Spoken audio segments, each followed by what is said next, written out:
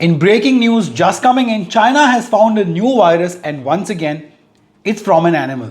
Yes, a new zoonotic virus called langya has been reported in China with 35 people infected so far. Well, I'm not sure if I'm pronouncing it correctly, but there is nothing from the World Health Organization on this virus, nothing on their official website, no statement either, at least not until we were shooting this video. But we do know that this is a new type of henipavirus that has been found in China, Shandong and Henan provinces. And once again, the virus was likely transmitted from animals to humans. China's health ministry is now monitoring the spread.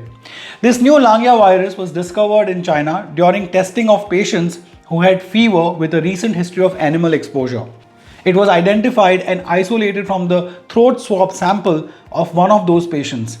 As per the Taiwan CDC, infected patients have developed symptoms like fever, fatigue, cough, loss of appetite, muscle pain, nausea, headache, and vomiting. They also showed a decrease in white blood cells, low platelet count, liver failure, and even kidney failure. A medical professor said it's not been fatal or very serious so far, and that there was no need for panic.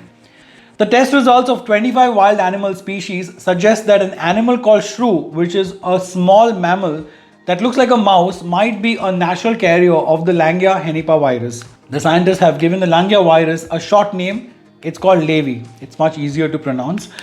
There have been no deaths from LayV as per the report so far.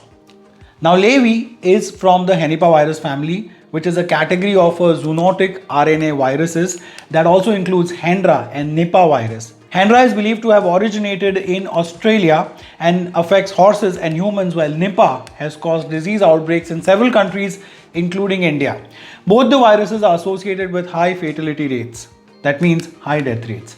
Nipah viruses are classified as biosafety level 4 pathogens.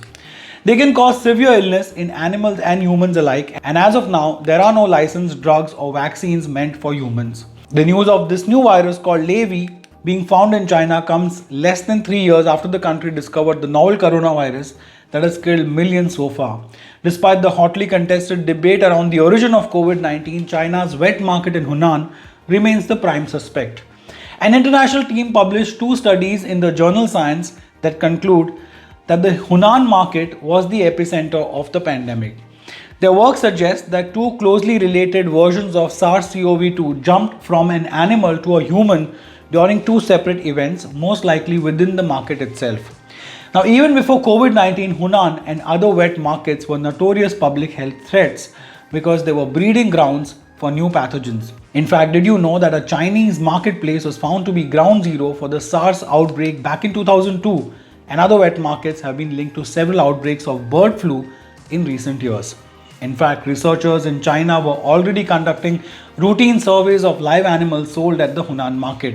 And now, China has banned the consumption of wild animals since February 2020.